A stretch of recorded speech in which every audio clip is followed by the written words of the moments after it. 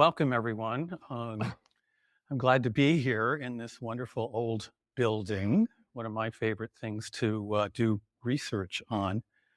Um, my role within Recreation and Park as historian has brought me on a lot of different journeys over time. And one of the things that I was charged with when I first joined was, as John mentioned, in order to do histories of all of our parks. There are some 225 parks in San Francisco.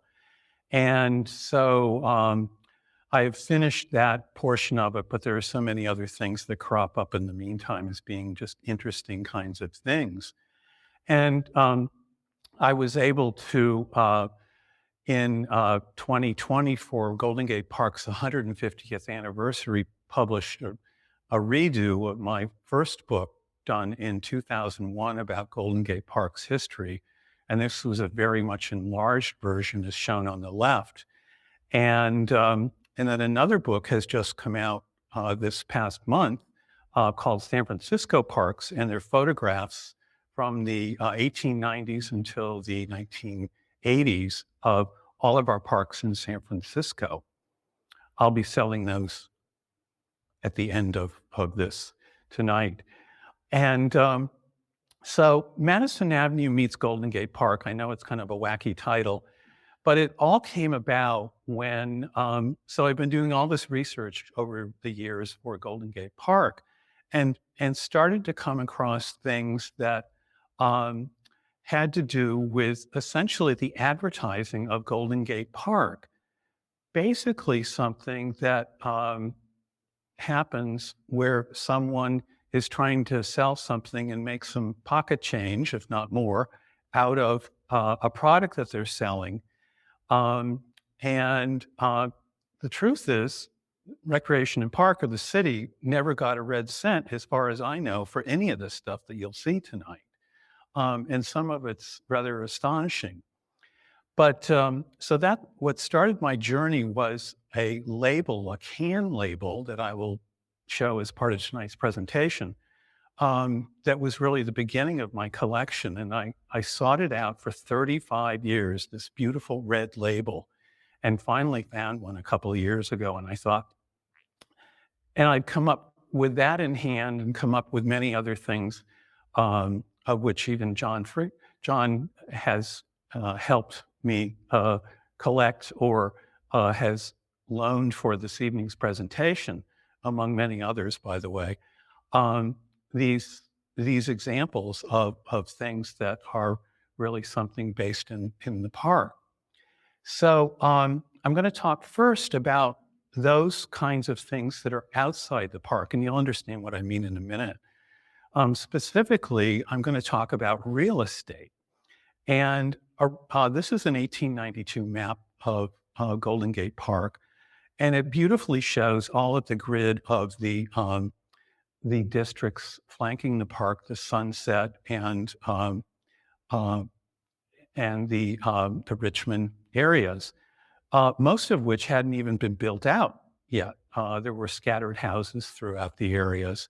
But the big draw in locating Golden Gate Park where it was that real estate could grow up around it. And people were in the 1890s beginning to latch on to that idea. And circled in on this map is an illustration of that.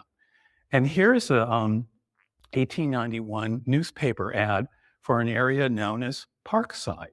This is not to be confused with the Parkside that we know of today, which is an area now part of the Sunset District next to Stern Grove. This was its own little real estate deal for 2 square blocks that would be right next to the park on Lincoln Way, and then on either side of 9th Avenue. Well, advertising for these lots obviously had to do with Golden Gate Park is going to be your new backyard. And so they were really selling that as part of the thing. So in order to make an extension, a direct extension of that, they put into the plan this gateway into Golden Gate Park that had not existed prior to that time. So the 9th Avenue entrance off of Lincoln Way into Golden Gate Park that we know of today, right next to the Arboretum and Big Rec on the other side, was this roadway that was put in just as part of the marketing scheme for Parkside. And with it, a gateway that was apparently not built, but I'm not really sure. I found lots of newspaper articles about redwood logs being brought in from Mendocino to build these towers, and that they were going to open it, but there are no photographs whatsoever that show this. So I'm not sure that actually this real estate outfit pulled this off. There's no record in the Park Commission meeting notes that approve it either, which I'm a little suspicious of, but you never know. So this was an interesting thing, again, using Golden Gate Park. Well, that was only one of many schemes that happened within town. And here is 1892, this beautiful lithograph of Golden Gate Park, a bird's eye view that's actually a very beautifully detailed and basically accurate representation before we had aerial photographs of what the park looked like at the time. However, it does include that gateway. But what I'm really showing you this poster for is to show how an advertising was done by J.T. Harris, Homes Cheap for All, so another real estate outfit that's pointing out that Golden Gate Park is going to be your new backyard. Here's another scheme nearby the park that is towards the southeast corner, still outside of the park, that's real estate. It was 2 square blocks and surrounding Belvedere Street. And Angus, my friend here sitting in the audience, made me aware of this particular illustration that is another beautiful bird's eye showing Golden Gate Park on the right and its adjacency to this real estate development that's about to be put together. And eventually, of course, it all got built in. So people are using the park as in its adjacency in order to sell their product. Another version of this that is completely different, something outside of the park in the way of, in this case, the Café El Portal, was based on the use of the portals of the past, which is still in Golden Gate Park, a remnant of the town mansion that burned in the 1906 earthquake. And they used this iconic image in their menu. Matches as well as plates are all collectible items today. And here, an unknown photo studio had a backdrop painted that shows the Spreckles bandshell in Golden Gate Park and in the concourse. So sitting in front of this backdrop was a real automobile. The real photo postcard on the right was actually dated 1907, so that gives you an idea of the period. And people would go in and have their pictures taken in front of this, even though they weren't even in the park at all. They were just using the park imagery in order to do this. The biggest part of all of what I found were products. Somebody selling products for your household or any number of things. And so here is one label that was Tea Garden brand, was something that used the park a lot. And in the middle, they have used the Japanese tea garden.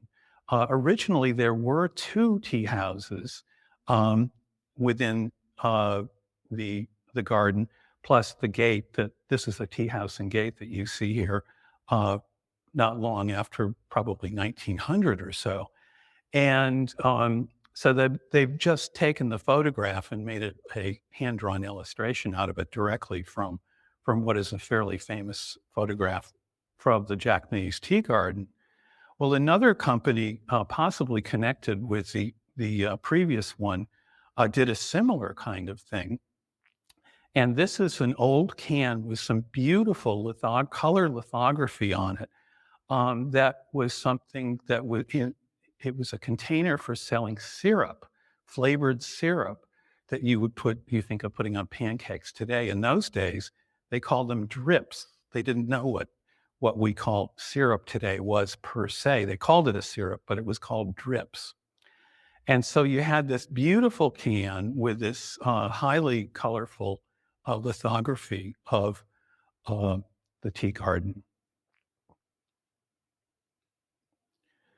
This was the label that I mentioned earlier. This is a can label. So canned peaches are what this label that never actually saw a can, somehow it was left over and not used from a collection of printed original labels in this gorgeous red. And it uses, of course, the Conservatory of Flowers in the right panel as its icon, if you will. This was put out by the Wellman Peck and company here in San Francisco, who had a building down near the Embarcadero. And here you can see a close-up of the Conservatory of Flowers, and it doesn't look much different than it does today. This was an interesting, more recent find along the same lines of labels. And here we have the Apple Cider Press statue, which is still in Golden Gate Park today, a bronze from the 1894 Midwinter Fair that was actually shown in Chicago at the exhibition that was held before in 1892. And then we had the 1894 Midwinter Fair here in San Francisco, and that was brought to San Francisco and then purchased by the commission who was running our fair. Well, look how this morphs into a can label directly. They just used the photograph as the pattern for even the view which you used, and then turned it into a grape crate label. Again, a very collectible item today. These are things that are very difficult to find. Changing gears within the product category, Golden Gate Park was also a name that was used on grass seed, and it was actually a copyrighted name in 1924 by the Ferrymore Seed Company, as they became to be known. And so this was a specific mixture of different kinds of grass seeds in order to grow in a park-like kind of setting. I don't know whether the park actually ever used the product, but here they are using the name, and actually putting a copyright on the name was a whole other thing. That's, of course, gone by the wayside at this point. The copyright ran out and it no longer exists. In the 1950s, the Hubbard Aluminum Company published in the center panel that you see here an ad in an architectural magazine showing light poles that had just been installed in the surrounding the music concourse in Golden Gate Park, where the museums are and the band shell. And this is a picture showing one of the light poles in front of the Japanese tea garden. Again, another favorite that you'll see several times this evening. But flanking the central panel is two pictures that I found in the Recreation and Park Commission that are clearly pictures of light poles that probably came from that same campaign in the 1950s. Why else would you just show a picture of a light pole? This is one of John Freeman's collection that I really just love. We were at a postcard club meeting together, and this thing came up, and it was like, whoa, this is really special. John ended up buying the card, but it is a man pushing one of these old-fashioned real lawnmowers in Conservatory Valley in front of the well-known Conservatory of Flowers. So you're using that iconography of Golden Gate Park and the Conservatory of Flowers and the beautiful lawns that are still there today. And Stiletto was a manufacturer that who had a major warehouse here in San Francisco. And today, the building that they were in is known as the Baker Hamilton building. Although the building is still there, it's being used for other uses. But they were a big garden hardware company. By the way, this is how they really mowed the lawn. Basically, the same shot in front of the Conservatory of Flowers. You have a man riding on top of a real lawnmower contraption pulled by a horse. And so that's how they mowed all of the lawns throughout the park. Not dissimilar from the men and women riding lawnmowers today, powered lawnmowers, as they go through the park, minus the horse, of course. This is what I call the cheesecake section. Where we're using women as a part of the picture in order to sell an automobile. The one on the right, I love the woman sitting in the rumble seat, and the two peering out the back window. There are many versions of these kind of pictures that were taken all over Golden Gate Park. In the 20s and 30s, it was very popular to use backgrounds in the park all over the place. All of the automobile manufacturers or dealers in town would come to the park and use it as a backdrop in a variety of places. You can find probably dozens of photographs.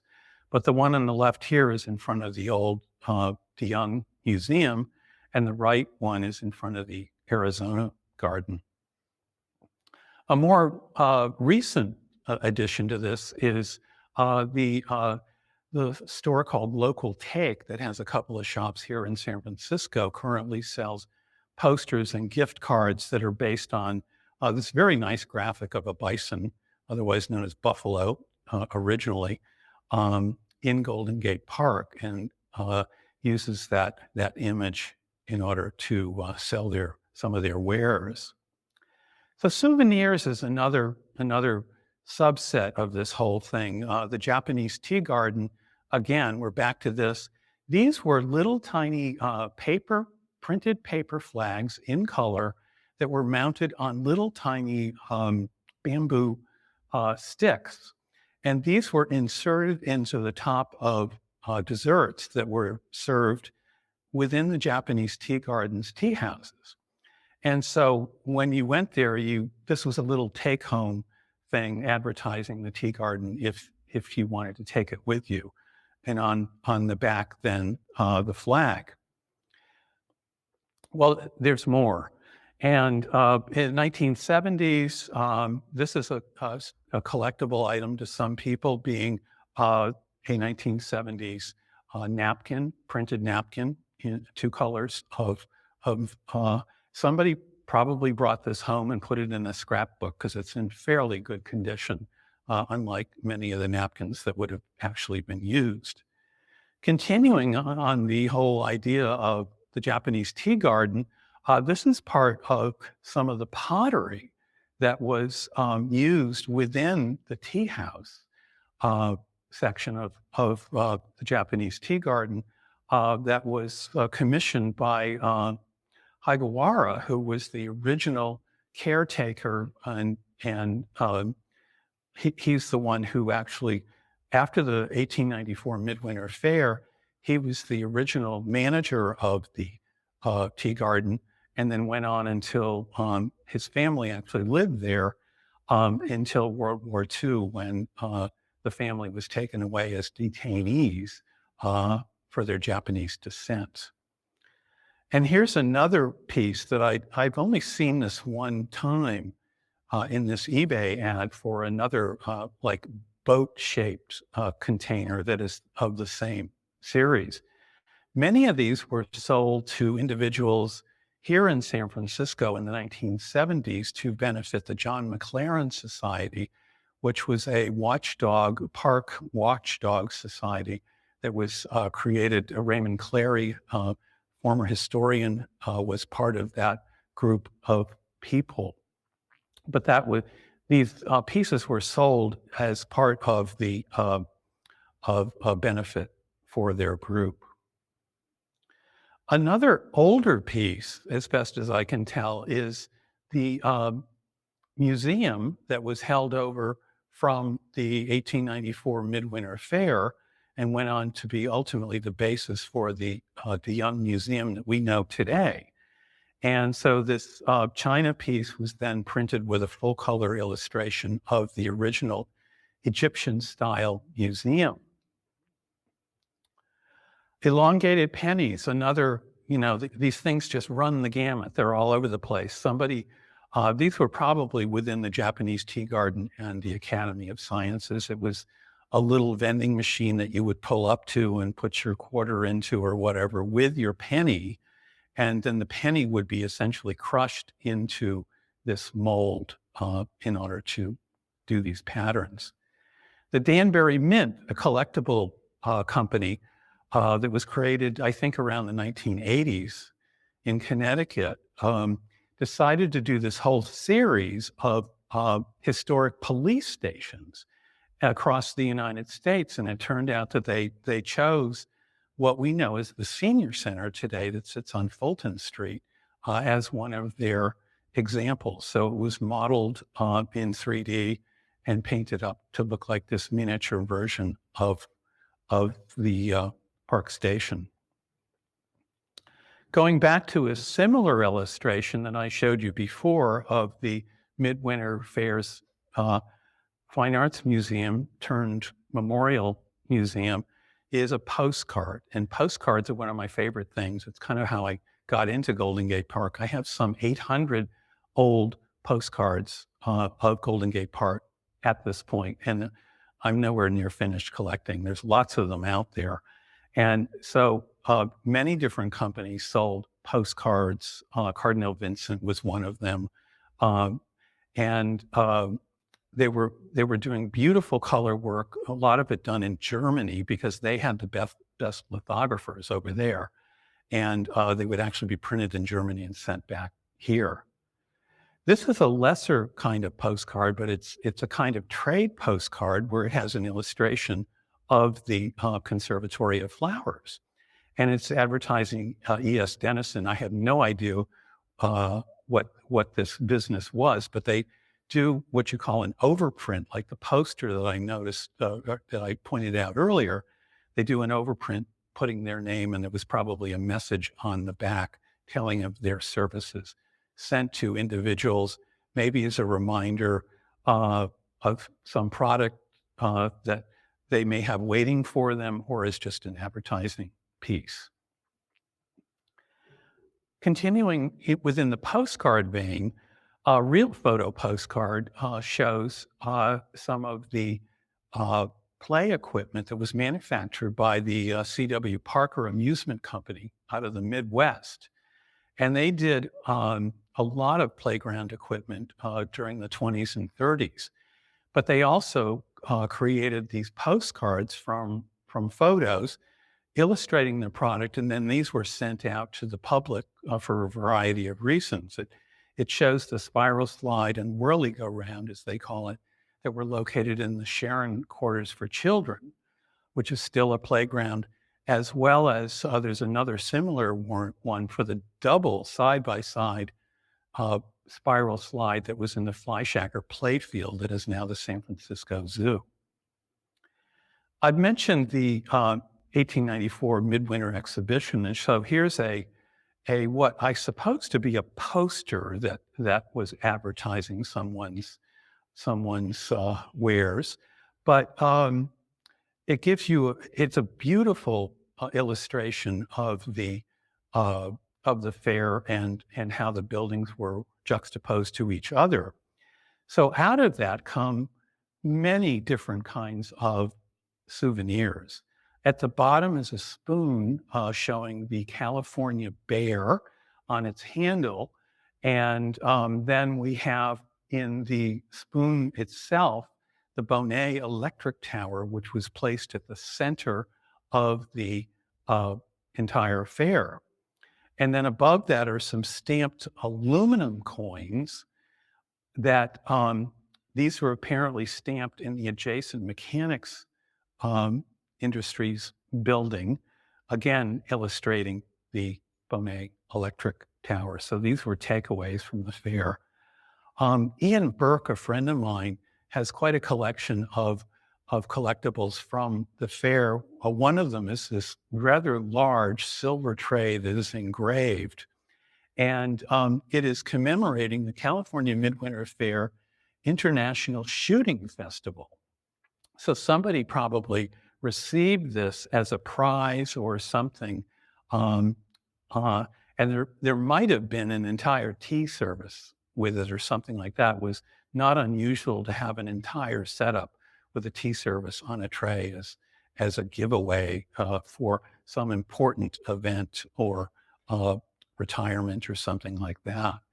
Another piece of Ian's is a more common thing that you see is this ruby flashed clear glass drinking vessel that could easily be created at the fair. They used this little engraving tool in order to engrave Midwinter Fair, San Francisco, 1894, into the red glass, which then reaches down through the red glass back to the clear glass to create this name.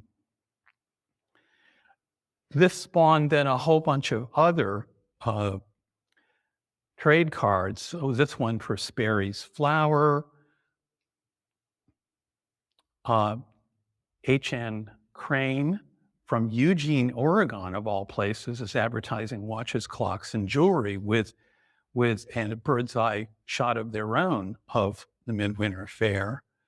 And then Golden Gate compressed yeast is showing the fair as well. And so we have the Midwinter Fair, and then we have the almost that happened in Golden Gate Park Fair, the Pan-Pacific International Exposition of 1915. Well, the planning for that, of course, took many years to happen as a rise from the ashes after the earthquake of 2006, which is why the event was created.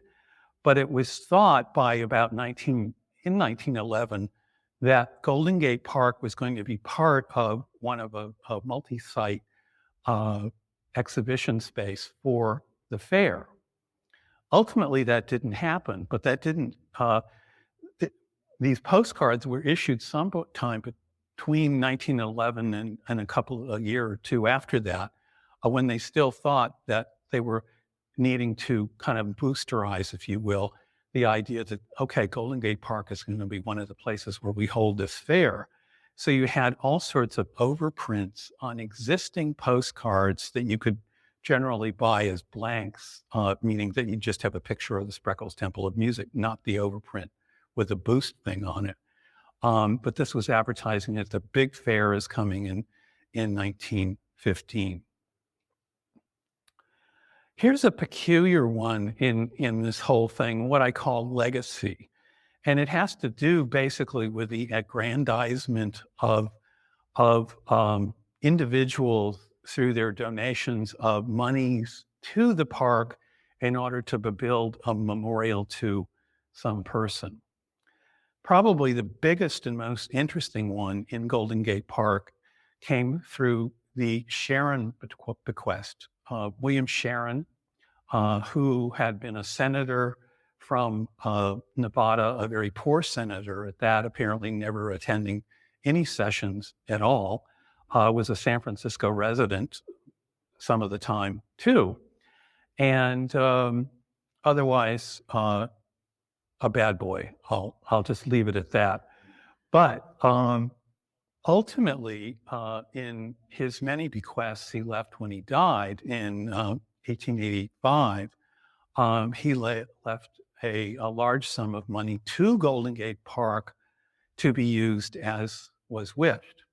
Well, of course, this opens the door for all sorts of things.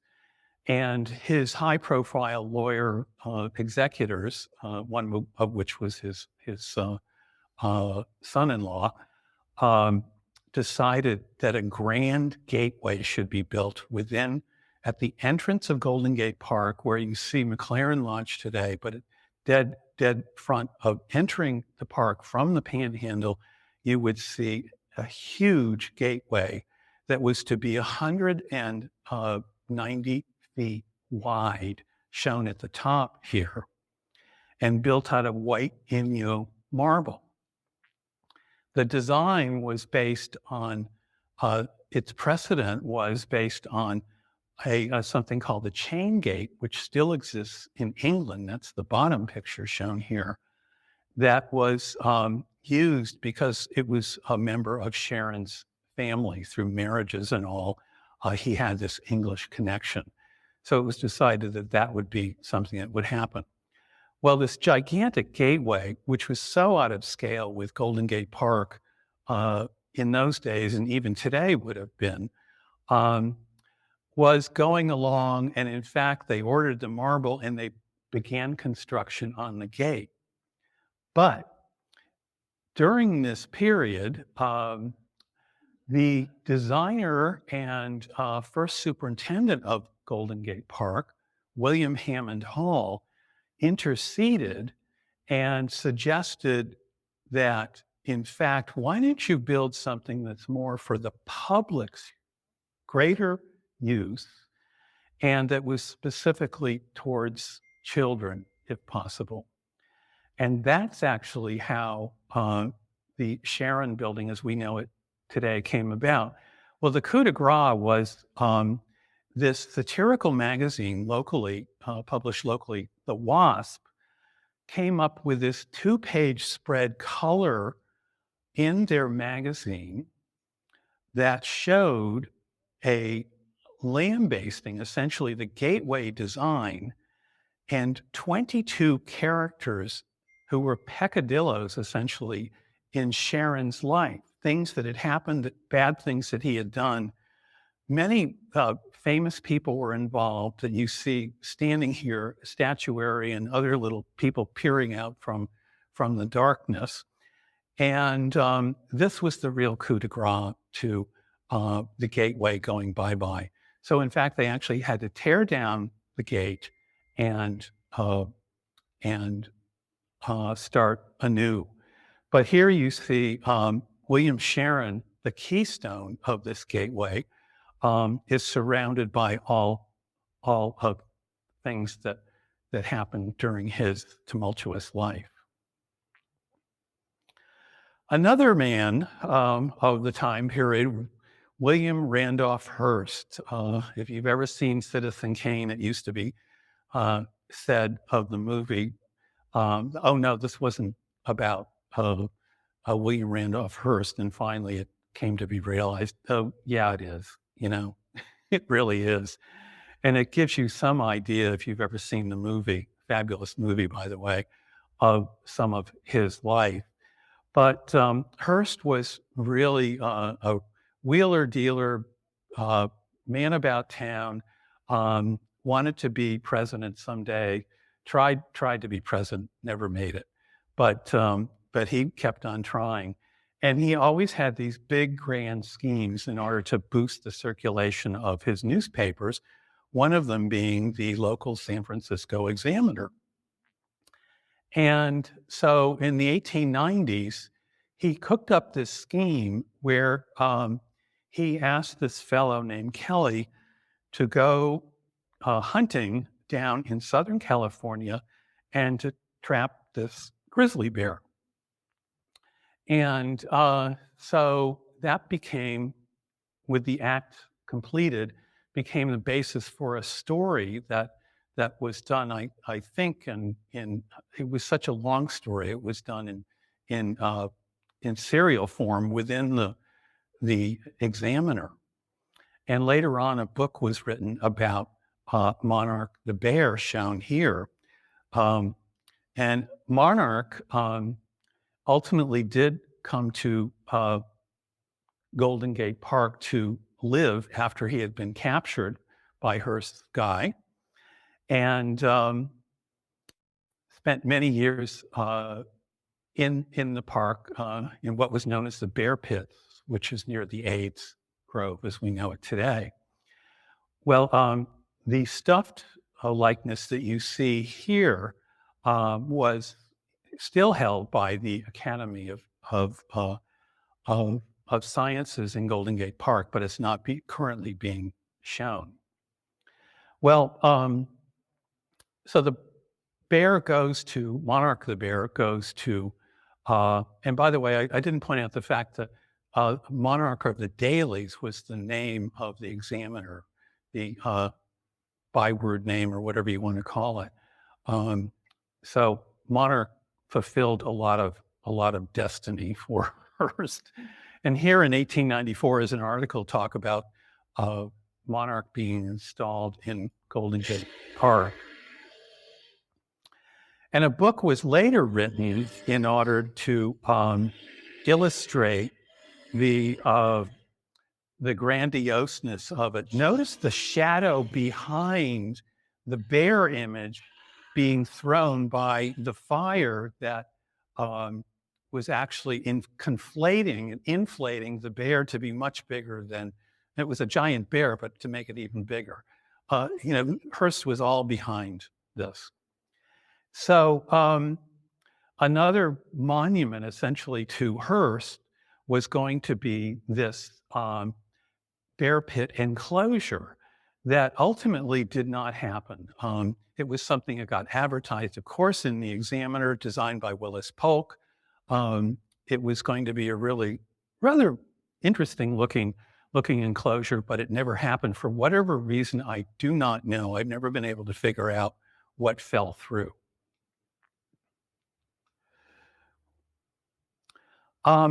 Keeping in the whole idea of animals in Golden Gate Park and the growing menagerie, the bison were installed in the paddock that we know of today in 1900. And it's called Veal Meadows officially, but we just noticed the bison paddock. Well, in 1900, when this area, a new area for bison, they had been near the music concourse, but were now being moved out west within the park.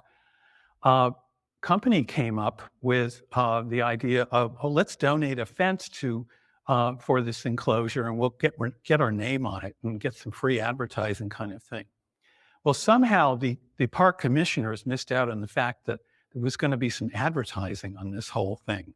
And we received at the lodge just a few years ago in Golden Gate Park what is a gigantic, actually original black and white photograph of the bison standing at the gate, which culminates in the fence by the American Steel and Wire Company.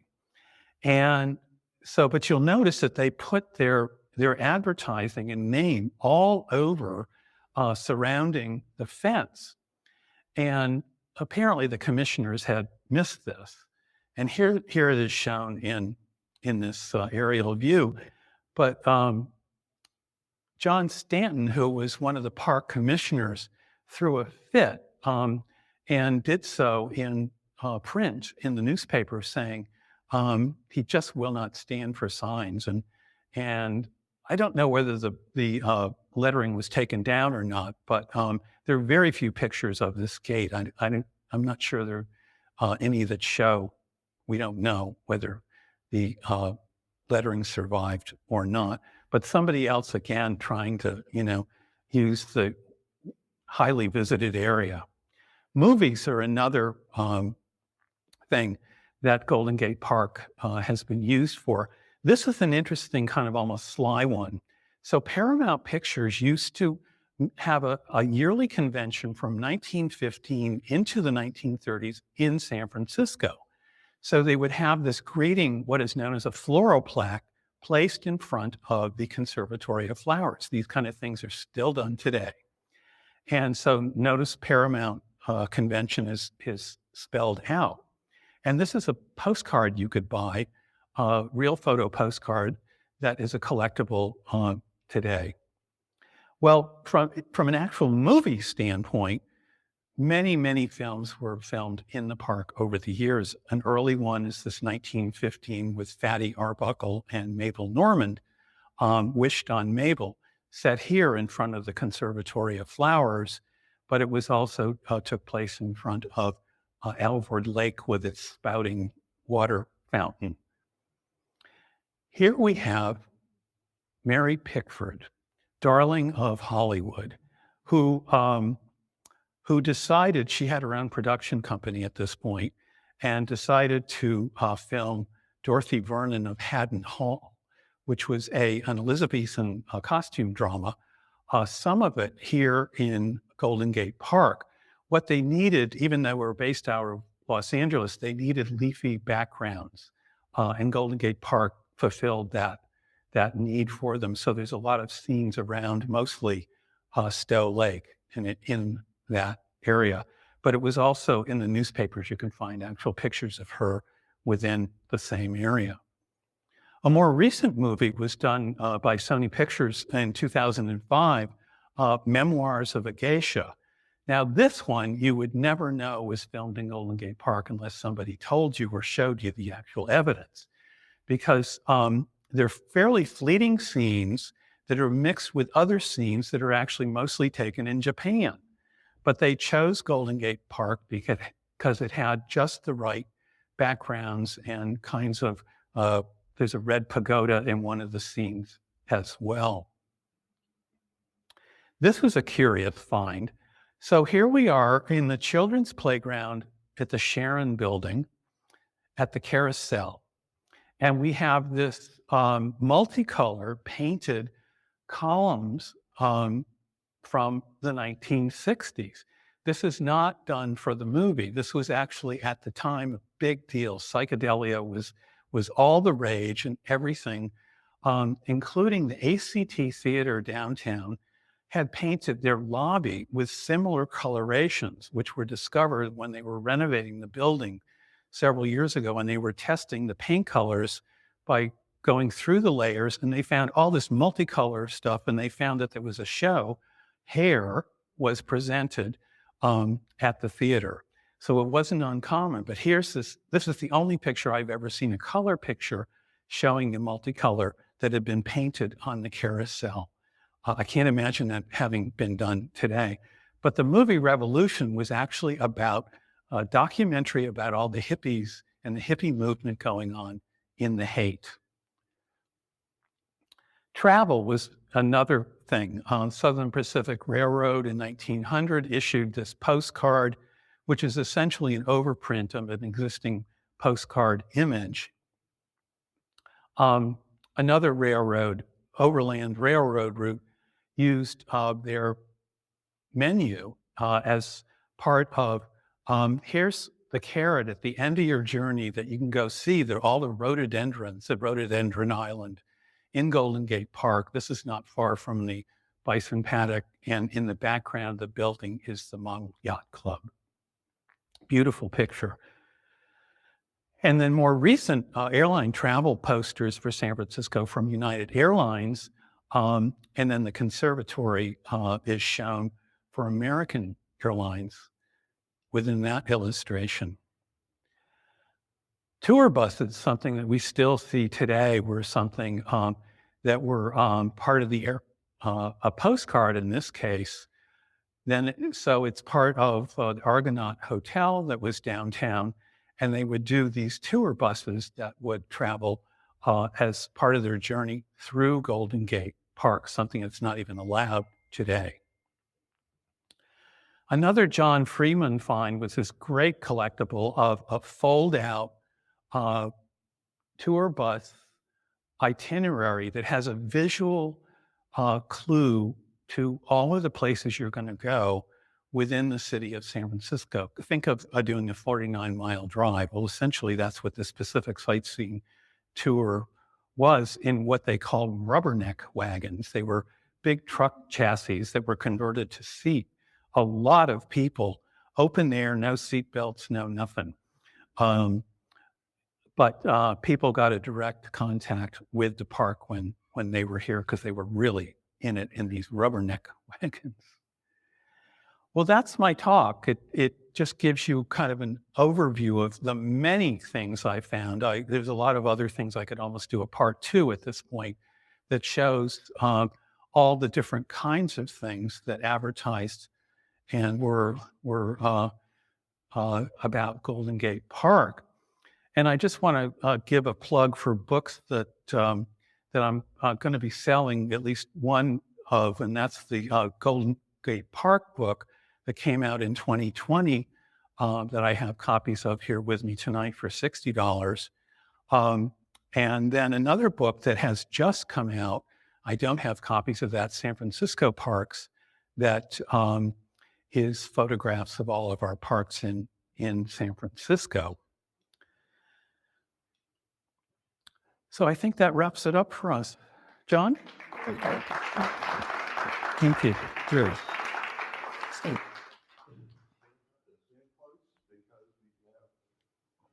Questions and answers. Now we have Chris here.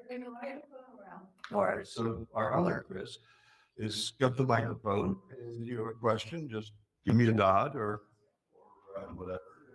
Thank you.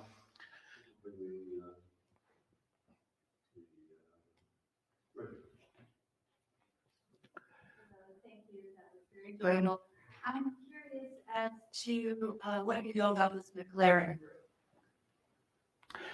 So the McLaren nonprofit group you're talking about.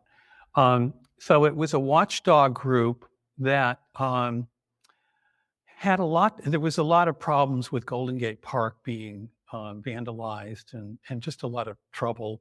No money for the park department. This was in like the 1970s, primarily into the early 80s. And so this group came together of concerned citizens in order to try and fend off or it's kind of the beginning of what we know as the Parks Alliance today, in a way. They're not really connected at all, but it's the idea of, can a group come together in order to help a park? And they were, one of their items that they were responsible for was the reason that the monies were collected from selling the Japanese tea garden pottery was in order to build a memorial to the Higawara family, which was indeed installed. Arutha Sawa was the artist for that, a beautiful bronze on a rock with two frogs talking to each other. You have to go there and see this and find it in all of the greenery. But it's a wonderful tribute that they made to the Higawara family. Yeah.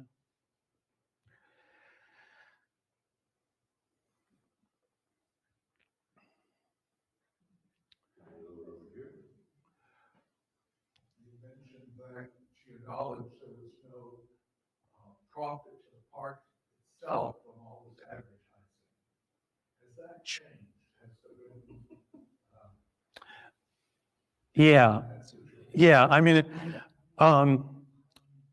a lot of these things can't even happen today. You know, the rubberneck tours, you know, they're not even allowed because they're intruding into the park. However, from a movie standpoint, if you wanted to film movies in San Francisco, the Film Commission, which is all part of the greater, city of San Francisco, does receive, monies and fees for the police and all of that if you're filming a movie in Golden Gate Park or anywhere in the city for that matter. So yes, those kinds of things, and clearly the park has kind of carved out a niche for their own money making at this point, like outside lands concerts and things like that. So they've kind of taken over to their own benefit where others, individuals, left off in many ways.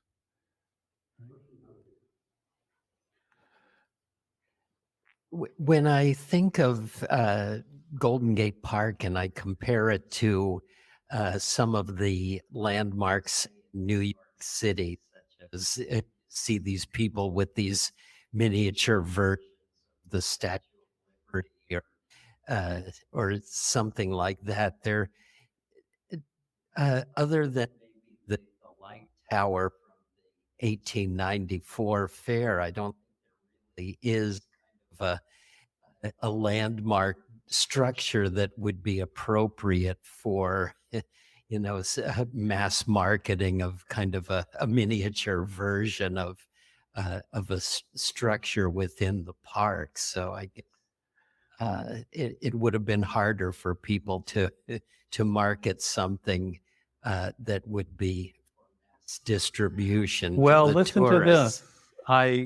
I found that, in fact, um, the Conservatory of Flowers, probably the best known thing within the park, was memorialized, if you will, in a Christmas ornament that was made by actually or for the Conservatory of Flowers. It was kind of a one-off, one holiday season many years ago. I was going to include it tonight, but I ended up for time. I ended up cutting it out. But so there were things like that, and the police station, which was highly surprising to find. But you're right; they're really, we don't have the visitation here in San Francisco that they do in New York City. So, we're not the Statue of Liberty. We would like to think so, but we're not. And so, people certainly think about those kind of things when they want to create something. Yeah, it would be great to do that, but can it make money? Yeah.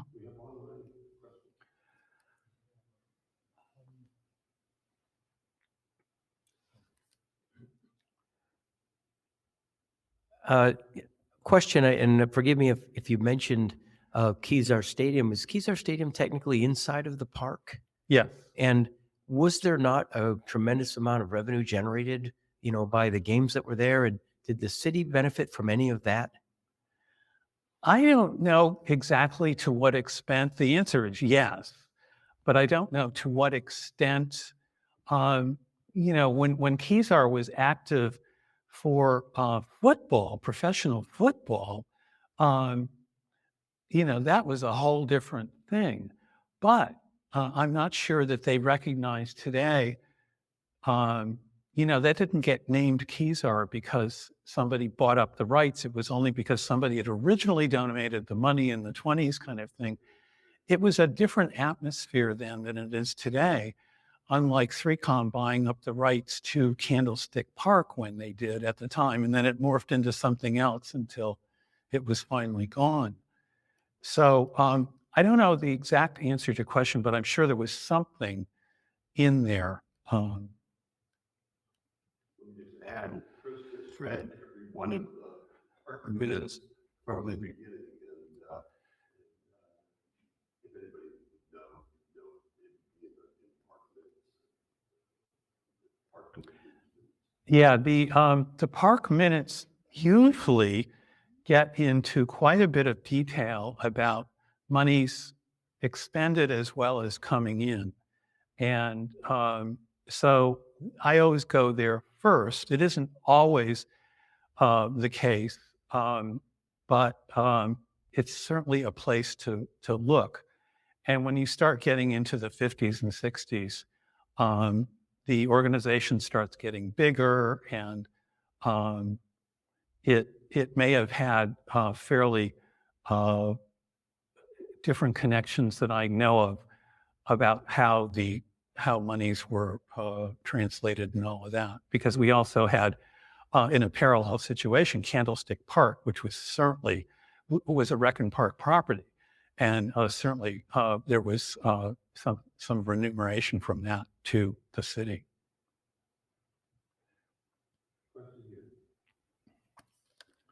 I'm very interested in the new book on San Francisco Park. So when and where will it be made available? So this book that I've just created was the outcome of one of my things as the historian is to rifle every closet, basement, vault, whatever of recreation and park, and any place beyond there if I can. And so I found that in the commissioner's vault, this is the vault off of the commissioner's meeting room in McLaren Lodge in Golden Gate Park, there were a collection of 7 leather-bound binders from the 1930s that were put together by Josephine Randall, who was the director of recreation for a number of years for the parks in San Francisco. And she luckily left us with a legacy of photographs of all of her work, buildings that she built, parks that she built during the Depression and afterwards. And so a lot of this book is actually based on the finds from the vault. I would have liked to have called it From the Vault, but I think it was too obscure for people to relate to. So that's the basis of this whole thing. And most of the photos are taken very shortly after the buildings were built. And in some cases, the property before the building was built, so that you have an idea of almost like a before and after in a way.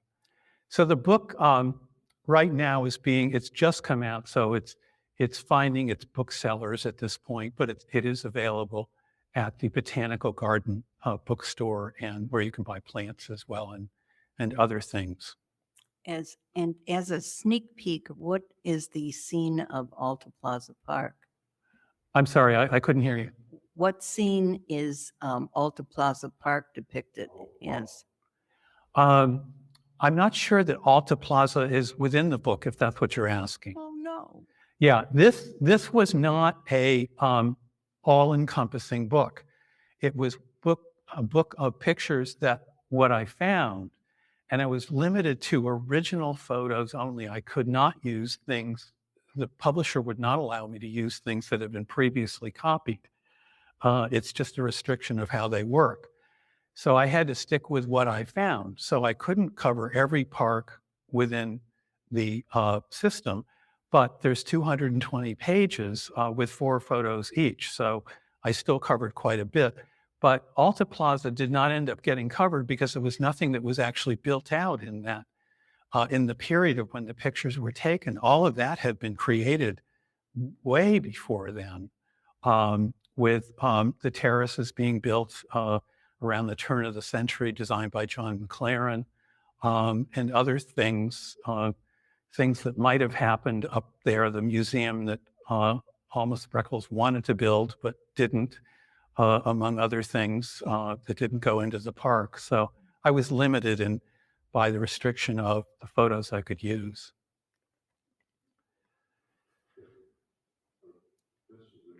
Yes, and a question from our online viewers: where can I get pennies like you showed? So your best spot is to go to eBay online and put in Golden Gate Park as the thing that you're looking for. And you could put in pennies or elongated pennies. But if you just look at Golden Gate Park stuff, you're more likely to see something like that in that venue. Thank you.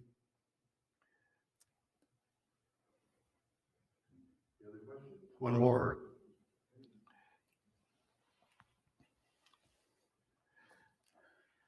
I did have a question. You showed the map of the park, including a number of the streets in the Richmond and the Sunset that hadn't actually been built. And just north of the park in the Richmond, there was an oval that was shown. Do you know what that oval was supposed to be? It was kind of north of the conservatory. I'm going to defer to John Freeman about that subject because I know he knows a way lot more than I do. The oval was the Bay District racetrack. The Bay District racetrack ran from First Avenue to Fifth Avenue, from Fulton to about halfway between Anza and Point Lobos, which we call Erie. So it was the draw to the Richmond district was this racetrack. And Angus, you know the dating on that racetrack?